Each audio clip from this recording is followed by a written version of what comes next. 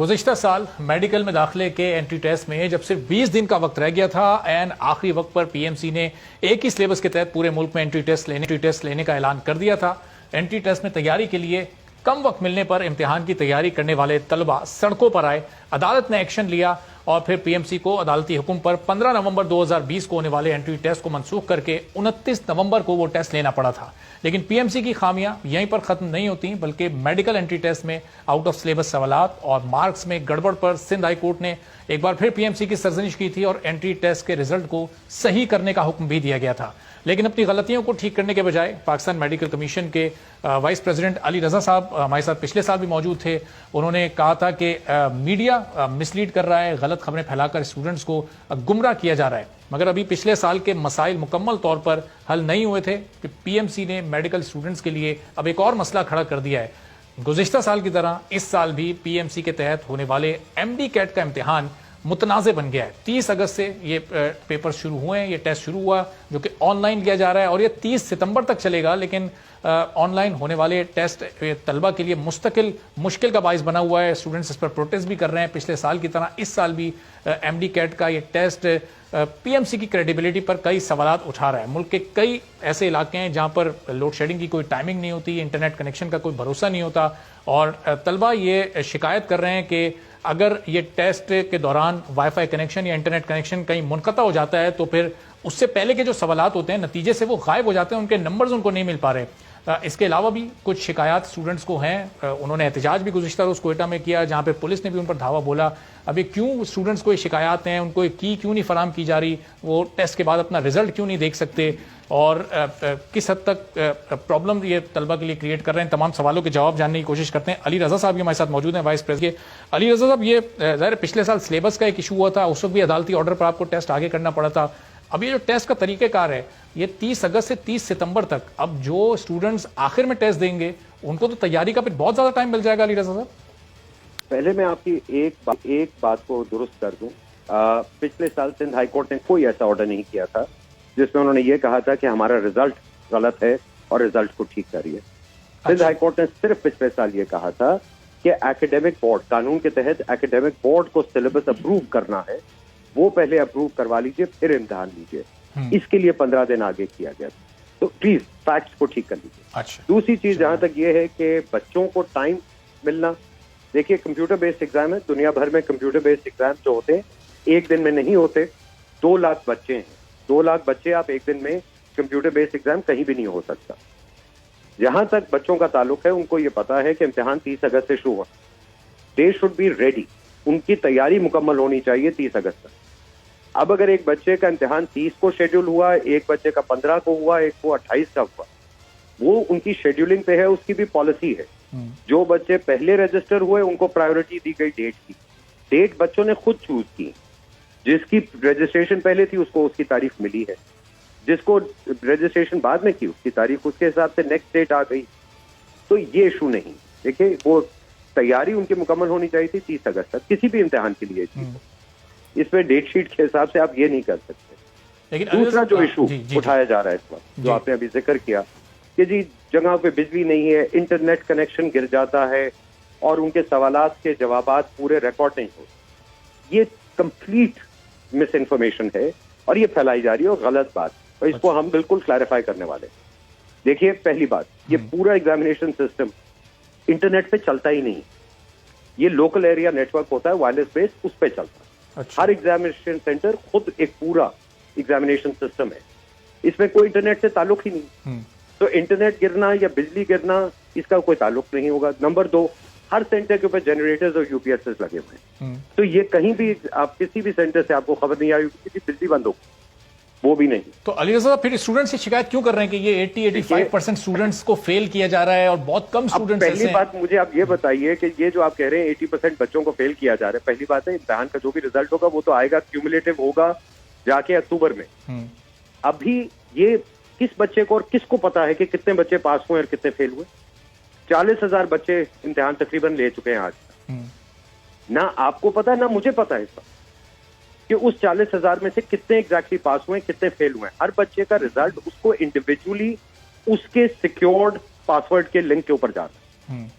तो या तो मुझे कोई ये बता दे कि 40,000 बच्चों ने अपना रिजल्ट किसी ने क्यूमुलेटिव जमा किया है, तो मैं तो मान जाऊं इस बात से। वरना देखिए ये सब चहमगोइयां हैं। लेकिन नहीं अली साहब, वो इंडिविजुअल बेसिस पे जब एक दूसरे से राब्ते कर रहे हैं और जाहिर है एक से एक वो दूसरे को बता रहे हैं, तो वो कलेक्टिव करके वो रिजल्ट फिर इसी तरह से अनाउंस करें। आप भी समझते हैं, मैं भी समझता हूं कि पूरे पाकिस्तान क्या 40,000 बच्चों ने एक दूसरे से बात करके ये कलेक्टिव पूरा कोई रिकॉर्ड बनाया है? अब सोशल मीडिया के तो प्लेटफॉर्म्स हैं अली साहब, एक कहीं ट्रेंड बनाया जाता है, वहां पर सब अपने अपने रिजल्ट्स को शेयर कर रहे हैं। सोशल मीडिया के ट्रेंड्स आप भी जानते हैं, मैं भी जानता हूं। सोशल मीडिया के ऊपर जितनी मिस इन्फॉर्मेशन और डिस इन्फॉर्मेशन फैलाई जाती है हम सब जानते हैं। 400 बच्चे अगर सोशल मीडिया पे शोर मचाएंगे, वो लगेगा कि 4,000 बच्चा शोर मचा रहे हैं। देखिए ये हमारे यहाँ अनफॉर्चुनेट बात है, सालों से चल रही है, सिर्फ मेडिकल में नहीं, हर जगह। जो फेल होगा वो शोर मचाएगा। मुझे ये बताइए कि जो बच्चे पास हो रहे हैं वो ये क्यों नहीं है? अगर कोई बच्चा जो पास हो रहा है, जो कोई पास हो रहे हैं वो उनके कहीं ट्वीट्स या सोशल मीडिया पर कोई ट्रेंड्स में वो नजर भी तो नहीं आ रहे, कहीं वो नजर होते आए कि कहीं कोई पीएमसी को सपोर्ट करने वाले स्टूडेंट्स भी हों। मैं आपको वो दो चीजें बड़ी क्लियरली बता सकता हूँ। पहली बात, सिस्टम बिल्कुल ठीक चल रहा है। ये सिस्टम बड़ी एहतियात से हमने इसको टेस्ट किया हुआ, और रोजाना इसकी एक ड्यू डिलिजेंस होती है to make sure the system बिल्कुल ठीक चल रहा है। वो ठीक चल रहा है। दूसरी चीज देखिए, रिजल्ट जब कंप्लीट होगा 1 अक्टूबर के बाद, नंबर आप सबके सामने आएंगे उस पर। अभी हम जो भी बात कर रहे हैं वो प्रिजम्पटिव है, वो हम सिर्फ और सिर्फ प्रिज्यूम कर रहे हैं कि ये हो रहा है। रिजल्ट आ जाने दीजिए, तब जाके पता चलेगा कि क्या पोजीशन है। ठीक है, की आज जो भी हम बात करें वो अंदाजे पर। कोई हार्ड कॉपी या की स्टूडेंट्स को फराहम की जा रही है अली साहब? सर दुनिया में कहीं पे भी आपके कंप्यूटर बेस्ड एग्जाम छोड़िए, एमसीक्यू बेस्ड में हार्ड कीज और ये पेपर नहीं दिए जाते। ठीक है, अगर सारे एग्जामिनिंग अथॉरिटी हर बार अपने सारे इम्तिहान के पर्चे हवाले कर दें पब्लिक को, तो 3 साल में सारा क्वेश्चन बैंक खत्म हो जाएगा। और फिर वही होगा जो यहाँ होता रहा है कि आपके ये ट्यूशन सेंटर उन्हीं सवालात की कीज बना के बच्चों को कहते हैं रट्टा लगा लो। हम असेसमेंट कर रहे हैं बच्चे की नॉलेज बेस्ड, तो उसने नॉलेज क्या एक्वायर की है, रट्टे के ऊपर तो नहीं हमने चलाना था। सही। और साहब ये जो 30 दिन तक आप ये लोग टेस्ट ले रहे हैं, तो 30 रोजाना 2 टेस्ट हो रहे हैं, तो आप लोगों को 60 पेपर्स बनाने पड़ रहे होंगे। ये कहीं लॉ में ऐसा पीएमसी के अपने कहीं कवानीन में ये चीज मौजूद है कि आपको एक टेस्ट के लिए अलग अलग पेपर्स आप ले सकते हैं, या एक ही पेपर के तहत आपको? क्योंकि पीएमडीसी के दौर में तो ये एक ही पेपर हुआ करता था यूएचएस का। देखिए बिल्कुल है मौजूद, और बल्कि इस पे सिंध हाईकोर्ट में पिछले साल एक सवाल उठाया गया था और सिंध हाईकोर्ट ने होल्ड किया था कि नहीं आप कर सकते हैं। पेपर जो कानून में लिखा है वो ये है कि आप हर बच्चे का सिर्फ एक ही एमटी कैट लेंगे, यानी 1 साल में बच्चा 1 बार एमटी कैट ले। आप ये नहीं कर सकते कि बच्चे 3 बार या 4 बार एमटी कैट, जैसे सैट वगैरह के इम्तिहान दुनिया भर में होते हैं, वो कई बार होते हैं साल, तो इम्तिहान एक ही होगा, मगर वो बेशक 30 दिन में या 32 दिन में हो, दैट इज अलाउड। इस साल भी हमने 9 और 10 अक्टूबर को कोविड के बच्चे जो इफेक्ट हो रहे हैं उनके लिए डेट्स रखी हैं, ताकि वो आके वो दे सके इम्तिहान, बिकॉज वो नॉर्मल डेट पे नहीं दे पाएंगे। अच्छा, ये जो अलग आपने कहा कि अभी ये जो पास होने वाले हैं वो शोर नहीं मचा रहे, ये जो 4-4 साल मेहनत करके लोग पास हो रहे हैं, फिर आपने उन पर एनएलई का एक और एग्जाम लगा दिया है, तो शोर वो भी मचा रहे हैं। बड़ा प्रोटेस्ट अभी उस पर हुआ है, क्यों ये एनएलई को नाफिज किया गया? नहीं देखिए, एनएलई का इम्तिहान तो 5 साल के बाद होगा जब वो ग्रेजुएट करेंगे। वो क्यों होगा? जब वो ग्रेजुएट 5 साल कर चुके होंगे, वो डॉक्टर बन चुके होंगे, उसके बाद ये टेस्ट देना क्यों उनके लिए जरूरी होगा? क्योंकि 176 कॉलेजेस हैं पाकिस्तान में जो मेडिसिन पढ़ाते हैं, तो पढ़ के जब बच्चा निकलेगा उसके बाद हाउस जॉब करेगा।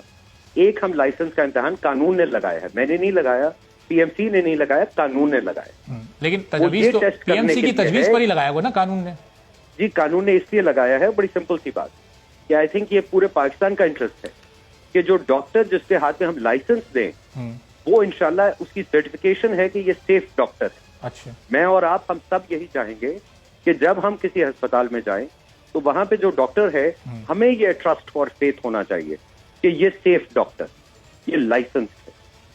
तो उससे पहले जो वो 5 साल अपना कोर्स कंप्लीट करके, अपनी डिग्री कंप्लीट करके अली रज़ा साहब आया होगा, तो वो उन 5 सालों के बाद वो सेफ तस्वुर नहीं होगा?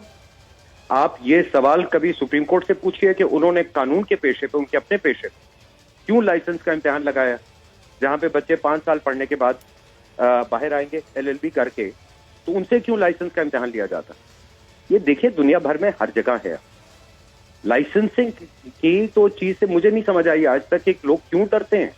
आप एक कॉलेज की डिग्री लेके आते हैं, उसके बाद आपने एक पेशे में जाना है, वो एक प्रिविलेज है, उसके लिए लाइसेंसिंग दी जाती है। अलीरज़ा साहब, सिर्फ न्यू कमर्स ही नहीं, काबिल। जिनको ये एग्जाम देना सिर्फ वो इसके खिलाफ नहीं है, बल्कि बहुत सीनियर प्रैक्टिसिंग डॉक्टर्स, पूरी पाकिस्तान मेडिकल एसोसिएशन भी इसके खिलाफ है। जी, बेतहाशा डॉक्टर्स हैं बाय द वे, और बहुत बच्चे हैं जिन्होंने हमें ये भी आके कहा है कि जी हम इसके बिल्कुल हक में हैं और ये बहुत अच्छी चीज है।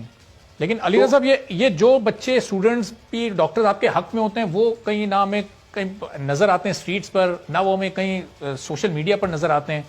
ये वो देखिए, जी, ये तो अनफॉर्चुनेटली आप सब जानते हैं, मैं भी जानता हूं, ये एक हमारे यहाँ एक कल्चर है, जो हक में बोलना चाहता है वो बोलता नहीं है, खामोश रहता है, ठीक है। और वो मचाते हैं जो खिलाफ होते हैं।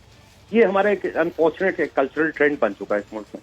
इसको हमें दुरुस्त करना पड़ेगा किसी दिन, कि भाई हम लोग सबका हक है बोलने का और हम सबको बोलना चाहिए। सब्सक्राइब करें और बेल दबाएं ताकि कोई खबर रह न जाए।